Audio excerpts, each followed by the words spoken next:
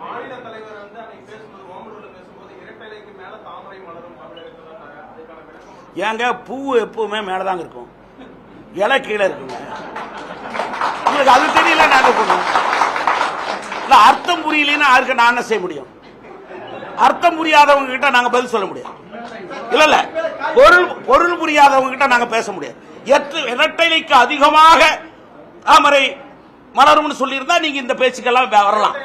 ரெட்டலைக்கு மேலன்னு சொல்றாரு. ரெட்டலைக்கு மேலன்னா என்ன அர்த்தம்? ரெட்டலைக்கு மேலன்னா என்ன அர்த்தம்? தாமரை இலை கீழே இருக்கும், 2 இலையா இருக்கும், மேல தாமரை. தமிழகத்துல மட்டும் சொல்றதுக்கான காரணம் என்ன? தமிழகத்துல தானே ரெட்டலையோட கூட்டணி.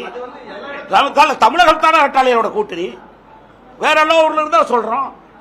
இதுல என்ன இருக்கு? அப்படி அல்ல. அதான் நீங்க நசுக்கி பிசுக்கி இதுக்கெல்லாம் ஆத்தம் இல்ல. நீங்க நசுக்கிறது பிசுக்கிறது எல்லாம் பொன்முடிகிட்ட போய் கேளுங்க. என்ன அதெல்லாம் பொன்முடி கிட்ட கேட்கிற கேள்வி. நசுக்கிறது பிசுக்கிறது எல்லாம் இங்க அவர் தெளிவா சொன்னார்.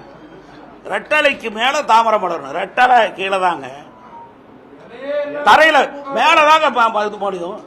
எண்ணிக்கை அல்ல, விஷுவல், பார்வை. அவர் சொன்னது எண்ணிக்கை அல்ல.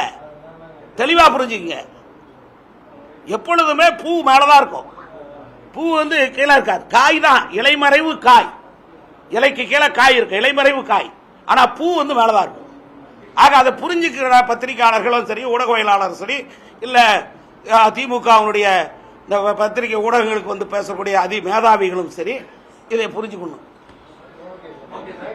நன்றிங்க, ரொம்ப நன்றிங்க, தேங்க்யூ, ரொம்ப நன்றிங்க. நல்ல நாள், அதனால நீங்க ரொம்ப சண்டையில் தொடாம நான் விட்டது.